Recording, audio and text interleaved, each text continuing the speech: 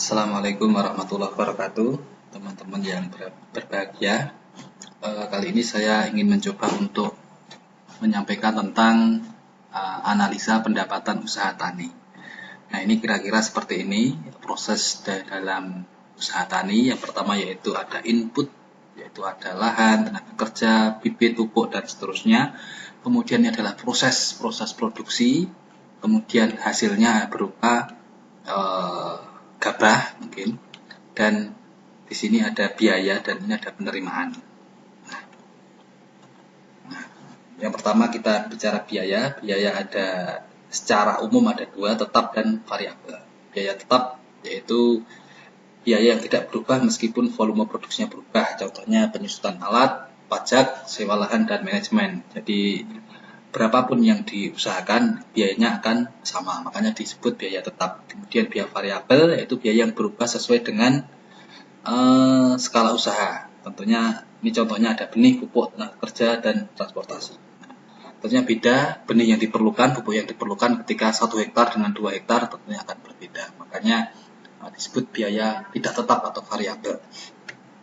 Kemudian ini sedikit penjelasan tentang penyusutan, bahwa aset tetap contohnya alsintan atau bangunan itu ada masanya, ada umurnya, dan ketika digunakan maka pada waktu tertentu akan jadi nilai sisa atau tidak bisa digunakan. Nah, makanya perlu dihitung penyusutannya. Nah, penyusutan ini adalah alokasi yang sistematis atas nilai suatu aset tetap yang dapat disusutkan selama masa manfaat. Nah, caranya yaitu penyusutan dilakukan dengan mengalokasikan biaya perolehan suatu aset menjadi beban penyusutan secara periodik sepanjang masa manfaat aset. Sehingga ketika aset nanti sudah tidak bisa digunakan, maka dengan penyusutan itu kita bisa membeli aset yang baru. Nah, ini cara perhitungannya, ada yang straight line, nilai baru kurangi nilai sisa dibagi jangka ekonomis, terus ada biaya pengganti harapan.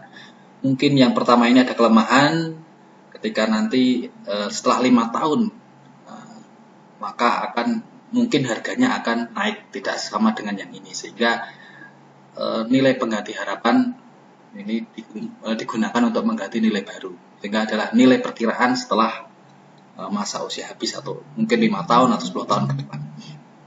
Dan ini yang lain, metode yang lain tidak saya jelaskan.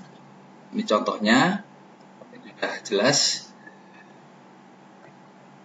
Dan ini untuk penerimaan yaitu total produksi, misalkan di sini gabah kali harga, ya, dapatlah penerimaan. Kemudian ini adalah pendapatan usaha tani, yaitu pendapatan sama dengan penerimaan dikurangi biaya, total biaya. Ini biaya variabel, ini biaya tetap. Oke, dan kemudian analisa kelayakannya dengan menggunakan RC ratio, yaitu penerimaan atau revenue dibagi dengan biaya atau cost. Kalau hasilnya lebih dari 1, maka dapat dikatakan usahanya layak. Sekarang yaitu BEP atau break even point atau titik impas adalah sebuah titik di mana biaya atau pengeluaran dan penerimaan seimbang, sehingga tidak terdapat kerugian atau keuntungan. Ada beberapa macam titik impas. Yang pertama titik impas unit, terus titik impas penerimaan, dan titik impas harga. Nah, ini gambaran tentang BEP. Jadi yang ini adalah biaya tetap, artinya berapapun unit dari outputnya biayanya sama.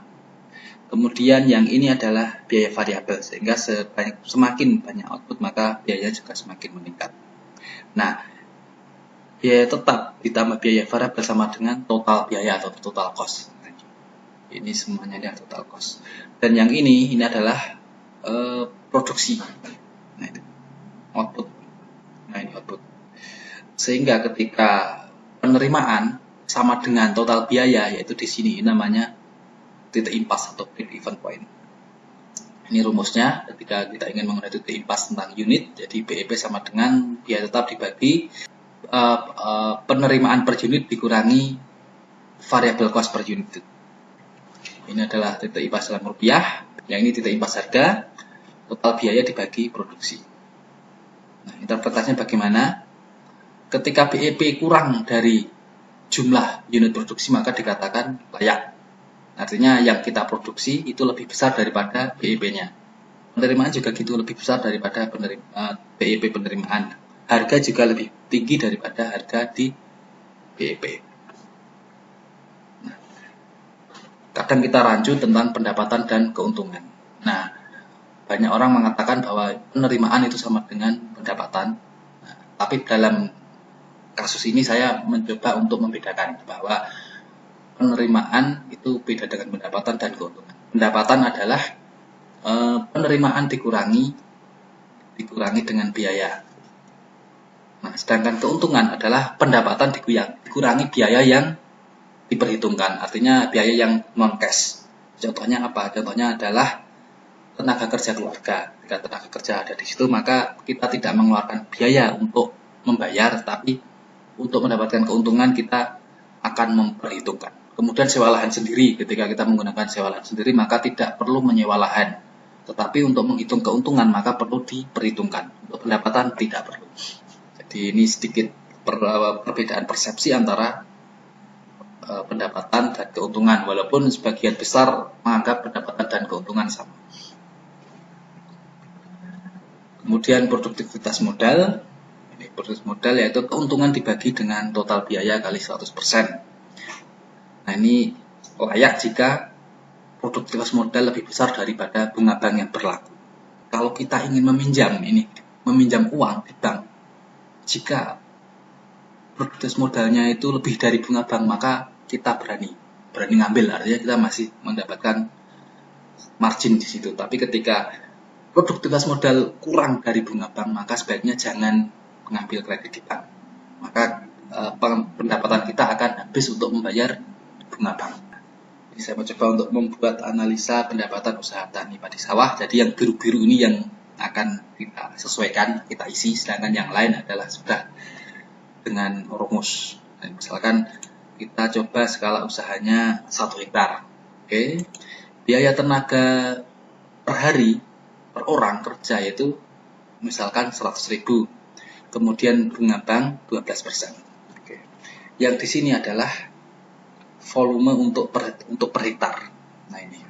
Yang ini adalah volume berapa? Misalkan ini 2 hektar, maka dia akan menyesuaikan. Nah, ini. Makanya kita pertama 1 hektar, oke. Kemudian ini adalah penerimaan, artinya penjualan gabah, misalkan 1 hektarnya 5 ton, harganya 6.500, jadi penerimaannya 32.500. Ini biaya-biaya, ini biaya variabel, ini biaya benih, pupuk, dan seterusnya. Ini volumenya ini kebutuhan per hektarnya, ini biayanya, sehingga total biaya variabelnya ini 8 juta sekian. Kemudian biaya tetapnya ini ada penyusutan traktor, penyusutan kombain. Nah, ini biaya tetapnya 42 juta.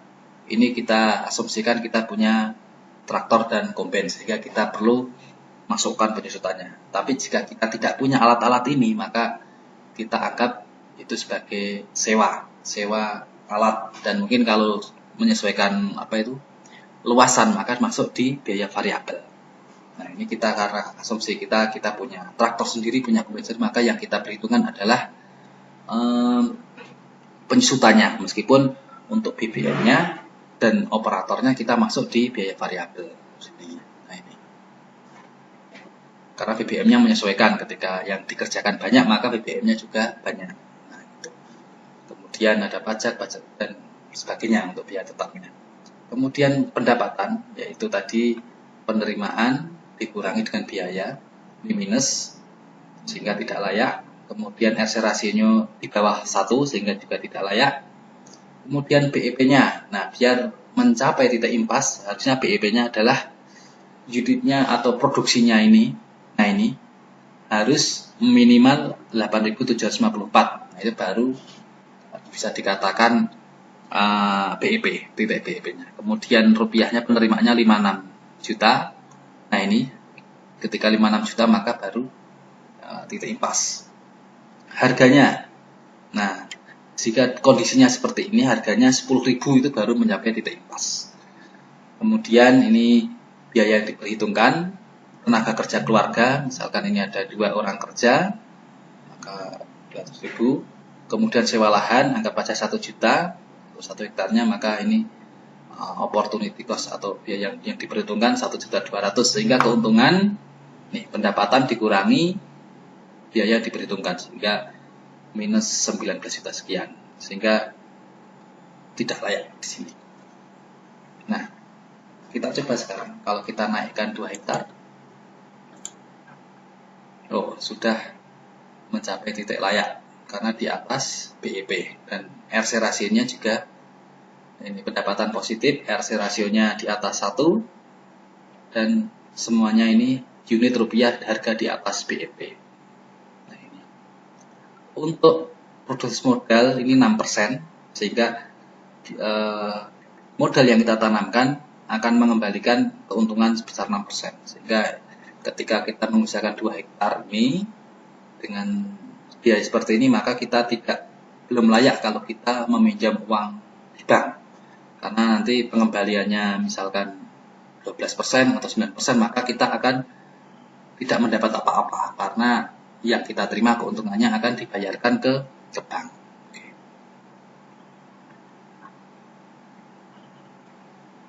Misalkan 3 hektar. Nah, ini sudah layak karena produksi modalnya 39% dan kita membayar bunga 12%, maka kita masih mempunyai margin sebesar 17%. Nah, masih 27%. Kita masih menerima keuntungan. Nah, yang kemudian kita coba melakukan analisis sensitivitas. Misalkan karena keadaan usaha kita belum tentu stabil, kadang naik turun, mungkin harga gabah naik atau turun, produksinya mungkin terserang hama, ada penurunan, atau mungkin biaya tenaga kerja UMR-nya naik, terus harga pupuknya mungkin naik atau berkurang. Nah, itu akan mempengaruhi kelayakan usaha kita. Nah, kita coba misalkan harga gabahnya turun 20%, jadi minus 20%. Nah, menjadi tidak layak untuk produksi modal, tapi yang lain masih layak. Misalkan sekarang harga gabah turun 40%. Nah, sudah menjadi tidak layak. Nah, ini sudah tidak layak lagi. Bagaimana kalau produksinya turun 30%? Nah, masih layak. Kalau turun 40%, masih turun 50%, masih layak.